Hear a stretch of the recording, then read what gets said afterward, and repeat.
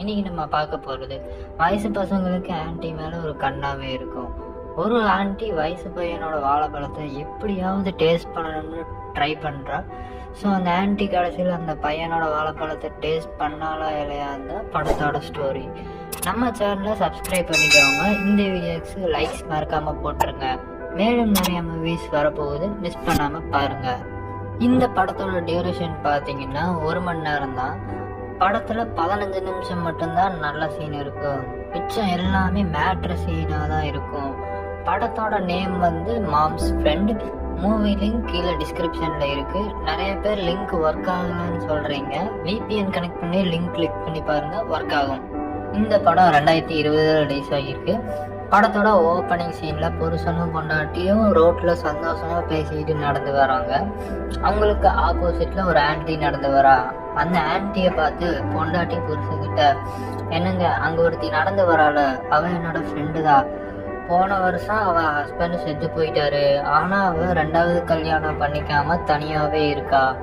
அவளை இந்த நிலைமையில பார்க்க முடியல. அதனால அவள் 2 நாள் மட்டும் நம்ம வீட்டில் தங்கிட்டு போகட்டும் அப்படின்னு புருஷங்கிட்ட கெஞ்சி கேட்குறா. புருஷங்காரனும் சரின்னு சொல்லிட்டான். அப்புறம் இந்த ஆன்ட்டி கிட்ட போயிட்டு, ஏன்டி தனியாக சுற்றுற, செகண்ட் மேரேஜ் பண்ணிக்கலாம் ஏன் பண்ணவே மாட்டேங்கிற, லூசானி, எங்கள் வீட்டுக்கு வந்து ஒரு 2 நாள் ஸ்டே பண்ணிட்டு போன்னு கேட்குறா.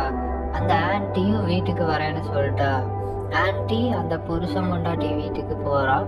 அன்னைக்கு நைட்டு டின்னர் சாப்பிடலான்னு 3 பேரும் டைனிங் டேபிளில் உட்காந்துட்டு இருக்காங்க. அப்போ உள்ள இருந்து ஒருத்தன் வரான். அது வேற யாரும் இல்லை, அந்த புருஷன் பொண்டாட்டி இருக்காங்கல்ல, அவங்களோட பையன்தான். அந்த பையன் நேராக வந்து அந்த ஆன்ட்டி கிட்டேயே போய் உட்காடுறான். இவன் என்னோட பையன்தான், நானும் என்னோட புருஷனும் நாளைக்கு வேலைக்கு போயிடுவோம், அதனால என் பையன் கூட பேசி பழகிட்டு ஜாலியாயிரு அப்படின்னு சொல்கிறான்.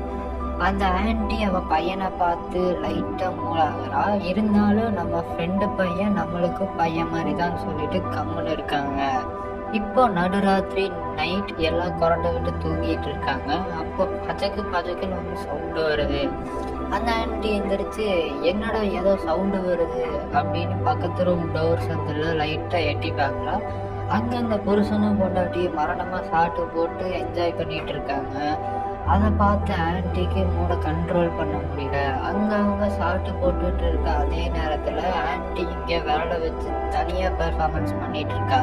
அதுக்கப்புறம் ஆன்ட்டி ரூமுக்கு போயிடுறா. மார்னிங் ஆகுது. அந்த ஆன்ட்டி எந்திரிச்சு நேராக போய் அவன் ஃப்ரெண்டு கிட்ட, நேற்று நைட்டு நீயும் புருஷனும் மரணமாக சாட்டு போட்டீங்க போல, வீட்டில் வயசு பையனை வச்சுட்டு ஏன்டி இன்னும் இப்படி பண்ணிட்டு இருக்கீங்க அப்படின்னு கேட்குறா.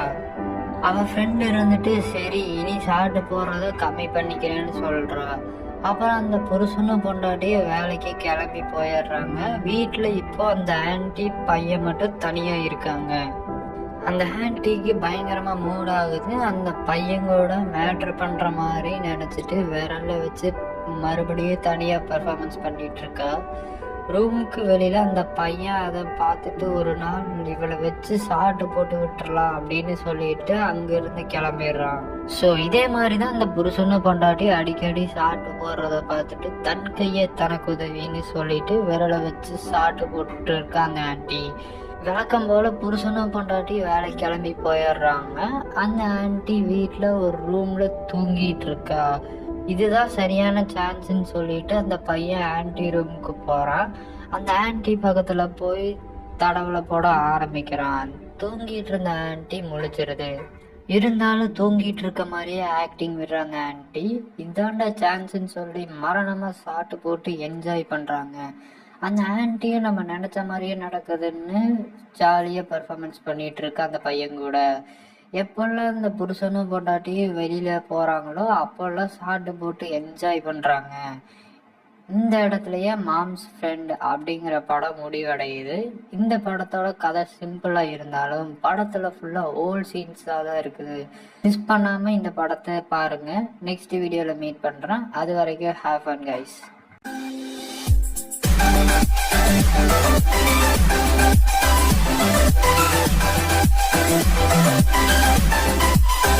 right back.